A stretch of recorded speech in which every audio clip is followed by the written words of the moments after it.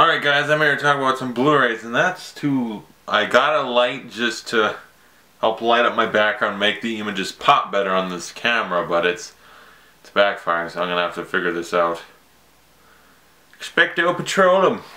There we go, just moved it a little. I don't know if that Harry Potter thing was right, but let's get on with the Blu-rays and a little bit extra, not just Blu-rays. Last time I talked about video games, I have another one. I didn't buy this, my brother did, and I've been playing it, and you know what? I think I've talked about this series before. It's something where you don't buy it for a serious gaming experience. In fact, you shouldn't buy it new for like $70 because honestly it's a waste.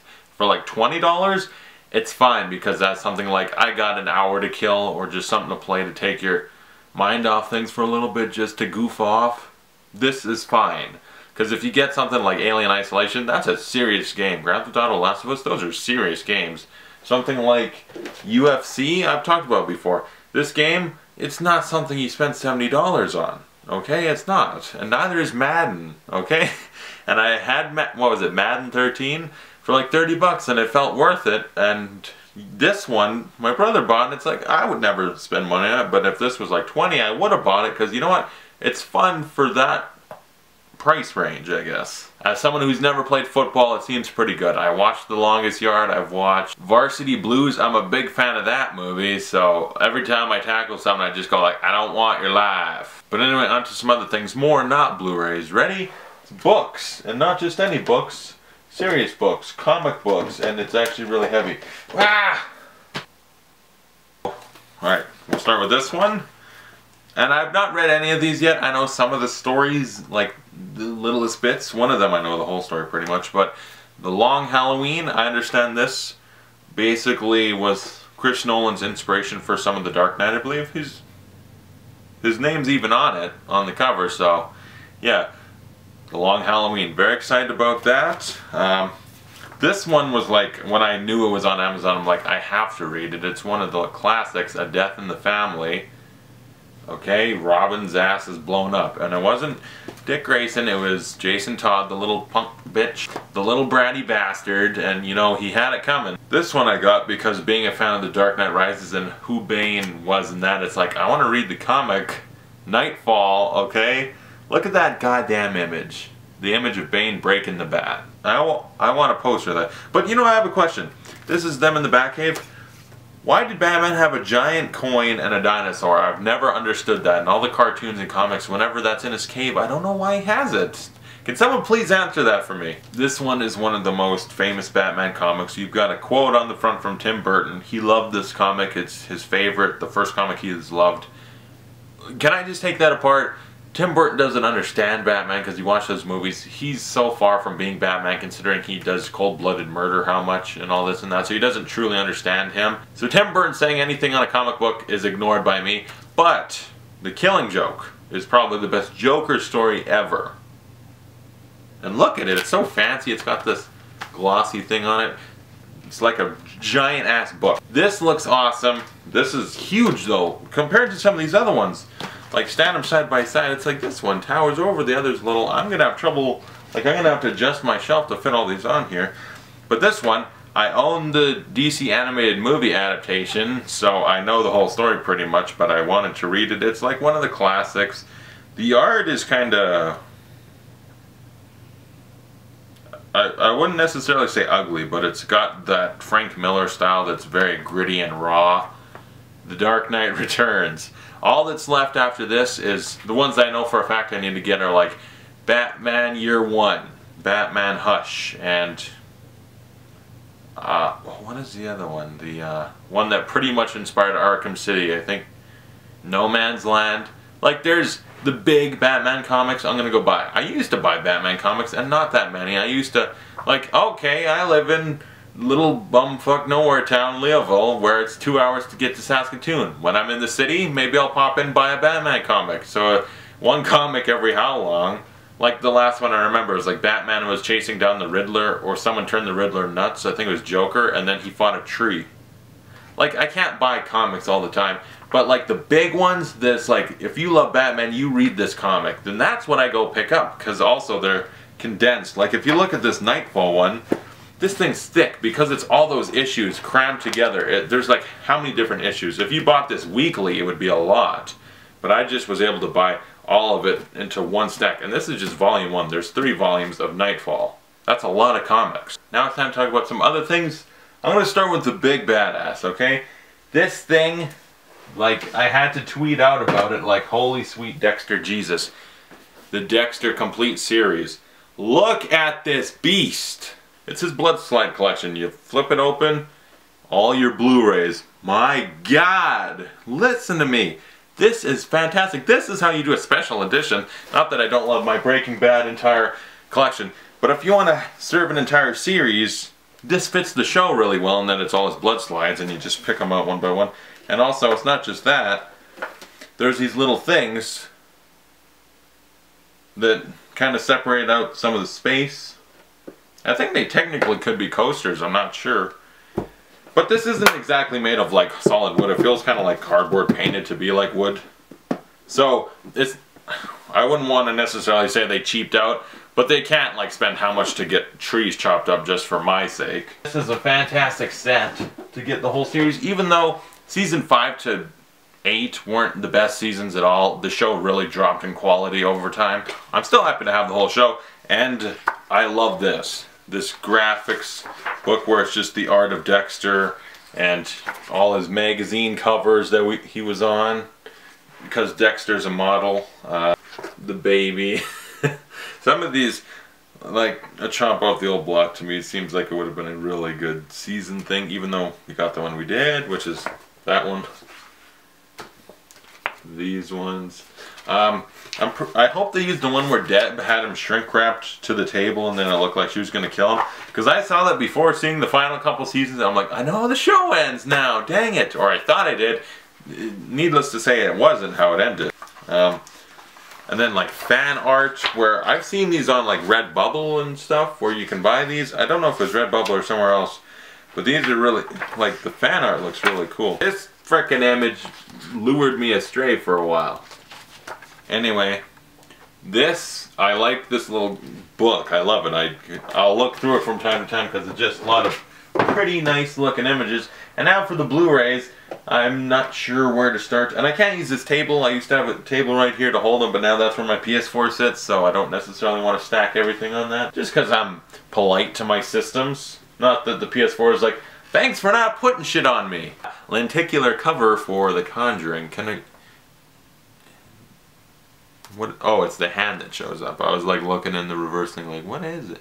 But yeah, The Conjuring, James Wan, The Conjuring, and Insidious. So the guy's a good horror director. He understands suspense. And if he uses a jump scare, it's not useless like, okay, I'm looking in the cupboard for some cookies, and then boom! And the music just gets so freaking loud, and it's like, argh! And he's like, ah! And everyone starts screaming, and it's her friend said hello.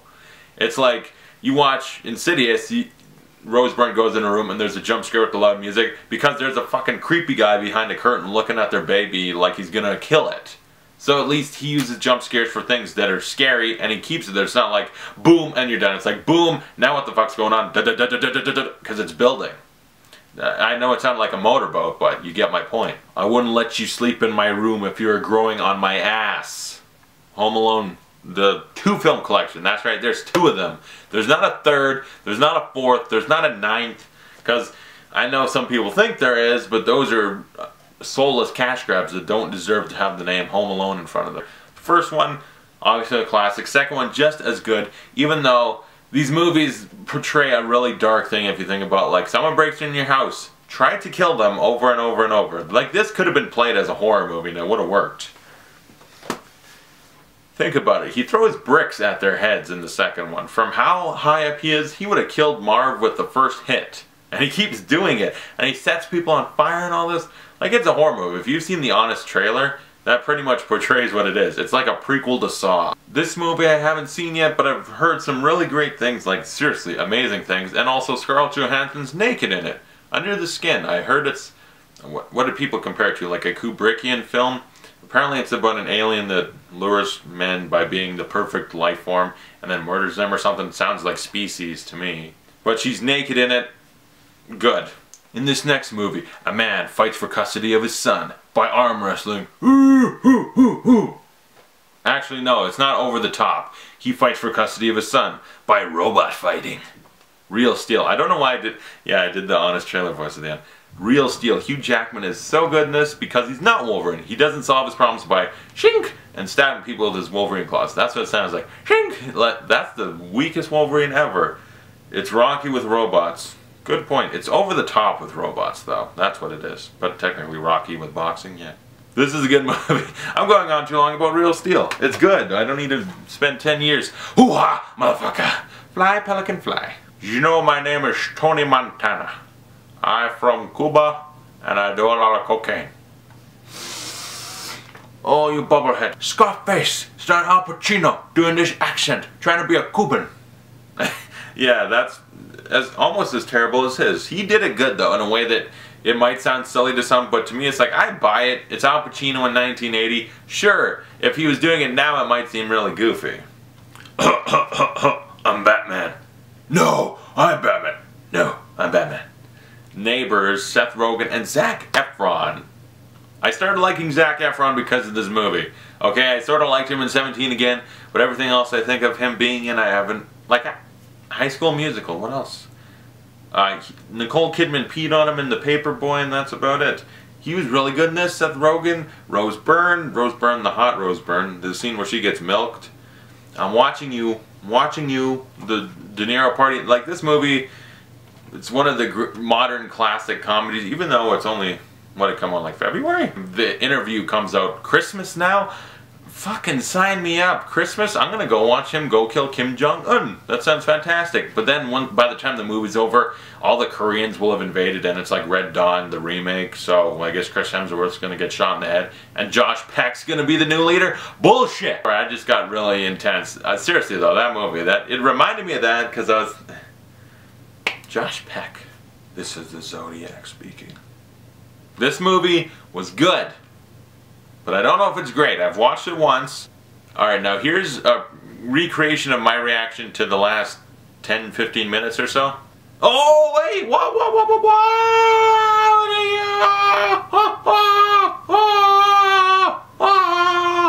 Zodiac, David Fincher, Jake Gyllenhaal, Robert Downey Jr., I almost said Robert De Niro, and Mark Ruffalo. Really good movie. One of Fincher's best, even though, to me, it was like, what this movie does do really well, it's not necessarily a gross serial killer movie like Seven is, but it is really well sort of sucking you into the mystery, and like you want to solve this case as much as Gyllenhaal does, and Downey Jr. and Ruffalo, but mostly Gyllenhaal because he's a reporter that is the overall star, even though the other two dudes, just as much as him, get sucked in. They want to solve this mystery, they want to figure out what the hell's going on with Zodiac, and that's what this movie does really, really well. But if you want the more grotesque, sick, and more... Even though that movie does have a solid resolution, the one with more of it, and probably Fincher's... I'm really trying to think, what is David Fincher's best movie? I would say Fight Club, but then like the close second, Seven. This movie, Brad Pitt and Morgan Freeman. What's in the box? What the fuck's in the box? That, you know, this movie. It's awesome, and it's so dark and sick. I remember the first time I saw it, I was just... Like, I was more scared than I am during most, like, actual slasher movies where you expect someone to run up with a chainsaw and chop people up. And I saw this when I was, like, 12 or 10. And I was, like, spooked out, like, just by the atmosphere it sets and all that. Especially, what was the one where the guy gets locked up with all the air fresheners and stuff? Oh, God! Alright, now let's move on to some lighter stuff. I need Turbo Man doll, come on! He got two, I need the Turbo Man doll, I'm not a pervert. Jingle All the Way, starring Al Schwarzenegger and Lil Jake Lloyd. You know the dipshit that ended up in Phantom Menace and it ruined his life? It's not necessarily his fault, you know, he's just trying to be an actor. But everyone picked on him because, hey look, it's little Anakin Skywalker. This movie is bad, okay? This is a shitty movie. It's terrible, but I like it. Put that cookie down! No! Like this movie, I watch it always at Christmas, even though it's bad. I like it. And we move from that right back to dark again. Evil Dead, the remake. But the Evil Dead original and the sequel, as good as they are at being horror movies, they don't fully suck you in because there's a level of camp and humor that's just, as gritty and scary as it can be. It's just kind of campy and goofy to watch at times. This one doesn't really go for that at all. This one, you will be horrified because they're not gonna do some of the jokier things Sam Raimi does. It just sucks you into the horror, and it's so, oh, the box cutter part, Jesus! And now, my favorite Muppets movie ever, Muppets Take Manhattan. This is my all-time favorite Muppets movie. Over all of them. I like the Muppets, the new one. I like Muppets Take Manhattan. I wasn't a huge fan of Muppets Go to Space, so I need to see some of the other ones yet, though. And Christmas Carol one's also very good, too. But this is my all-time favorite. I love Muppets Take Manhattan. This is like the first Muppet movie I saw, and it was fucking awesome. It was fucking awesome. Alright, so my camera, I don't know, something effed up. I had 2 things left to go, and I was editing this video. I'm like, where's the end of the video? I don't know what happened, accidental deletion or something. Let's get the last 2 talked about, though. There Will Be Blood. Daniel Plainview. I drink your milkshake. I drink it all up. I'm an oil man. Yes, Daniel Day-Lewis, Paul Thomas Anderson. You know, Boogie Nights, this movie. Punch Drunk Love I still need to see Inherent Vice, and The Master. Haven't seen The Master yet. But I like him as a director, and I'm very interested in this movie. All I know is that Daniel Day-Lewis devours the scenery in this movie. He just chews it up. The Alien Anthology. You got Alien, Aliens, Alien 3, and Alien Resurrection. And I literally already own the 2 good ones right here. Don't fall over, Batman. I have Batman things everywhere, so yeah. Damn it, he fell over. But I have Alien and Alien, so it's not like I need the entire series, but I want it. I want it, and that's why I got it. But this is just, I love the packaging and all, and it's just, to me, it was a lot cooler looking, and I felt like watching the other 2. Not that I'll probably like them. I do love the design of this, though. You open it up, and let's go through this together, okay? Alien, art, aliens, art, art, art, and then I think, yeah, special features. Nice, it looks really cool, so that's why I wanted it. This last one, I wasn't sure if I should actually get it or not. You know, I was like, on Blu-ray, it's like, there might be changes I don't know about, because I don't even remember. Star Wars, I think this might have the special edition changes, maybe it doesn't, I'm not sure. But Star Wars on Blu-ray, the good ones. Own the prequels? Hell no, I would never buy them. They had the prequels only, the original trilogy only, and they had them together, and I was like, I just need these, and that's all I need. Yeah, the Ultimate Space Trilogy is gonna look fantastic on Blu-ray. Those lightsabers are gonna light up the pixels on my TV in HD. That's gonna be fucking awesome. But until now, I've only had it on VHS, which, in a way, there's an advantage to it because it's the original trilogy, no changes. This is the exact vision of what they had for Star Wars, and this will be watched eventually again too. And Darth Vader's no, that was awful. Okay, that was unexcusable. Alright, so that's all for the Blu-rays. Comment below, tell me what you think of all the Blu-rays. And I'll see you guys later with more video game reviews, more movie reviews, Blu-ray updates. I'm trying to wrap up and just more content constantly. And thanks for watching. I'll see you guys later.